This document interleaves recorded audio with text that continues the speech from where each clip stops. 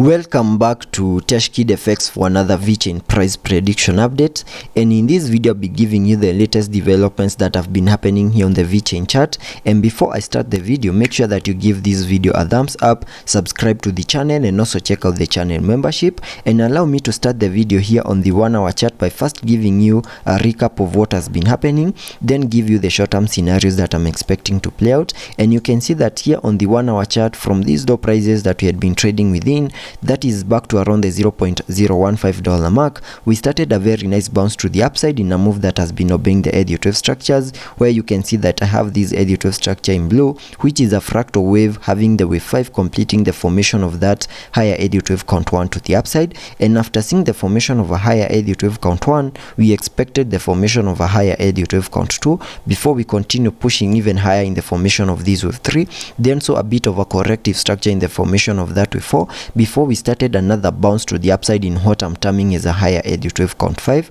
which is an impulsive wave. And because of its impulsive nature, we also expected to see a fractal wave in formation within this higher Elliot wave count 5, where you can see that I have this Elliot wave structure in red having the wave 5 fully maximizing the formation of that higher Elliot wave count 5 to the upside.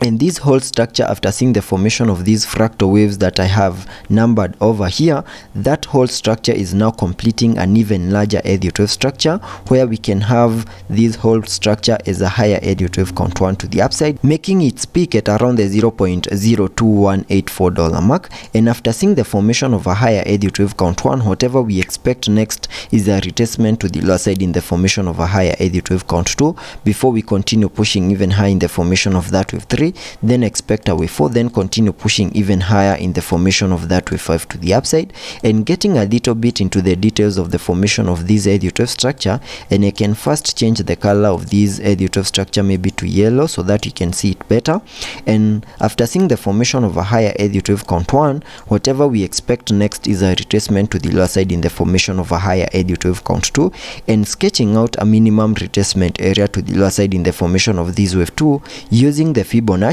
connecting them from the low of the first wave to the high of that wave 1.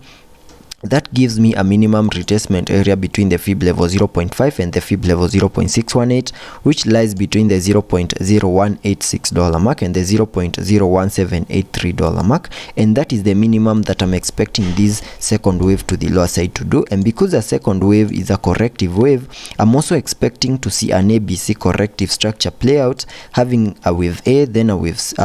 B, then a wave C, fully maximizing the formation of that higher Elliot wave count 2 to the lower side. So that is what I'm expecting on the short-term scenarios. And for that move to also play out, we need to lose the 20-day MA, which for now is acting as support. And because we have the support of the 20-day MA, there are still chances of having the support of the 20-day MA and make a high that is above this high that you have for this higher Elliot wave count 1. And if that move plays out, then I'll be terming that new high as the high for that higher Elliot wave count 1. Then from there we can sketch out a new target area to the lower side in the formation of this higher Elliot wave count 2. So let's be patient and see how that plays out, but that is my short-term scenario. And also taking a look at the indicators before I jump into the daily chart to give you the long-term scenarios. Here on the RSI, you can see we are trading at around the 55 mark, meaning we have massive room for us to support any movements to the upper side and also any movements to the lower side to fully maximize the formation of that higher Elliot wave count 2. And if I also take a look at the MACD, on the MACD we have printed a bearish cross, and we're also seeing an increase in the selling momentum, meaning lower prices are still coming our way. So let's be patient and see how that plays out. And jumping to the daily chart to give you the long-term scenarios that I'm expecting to play out. Here on the daily chart, I can first zoom out, and you can see that I have this Elliot wave structure right here in red, which is going to give me the long-term scenarios, where you can see that Vechain, from these low prices that we had been trading within, we saw a very nice bounce to the upside, making it to an all-time high at around the $0.28 mark in what I'm terming as a higher Elliot wave count 1 to the upside. Then we started the bear market, where we have been seeing lower prices in this ABC corrective structure, which took us back to around the $0.015 mark in what I'm terming as a higher Elliot wave count 2. Then from there I'm expecting another bounce to the upside on the long-term scenarios in the formation of this higher Elliott wave con 3, and using the trend-based Fibonacci, I have sketched out a minimum target area to the upside in the formation of this wave 3 back to the Fib level 0.618, the Fib level 1.618,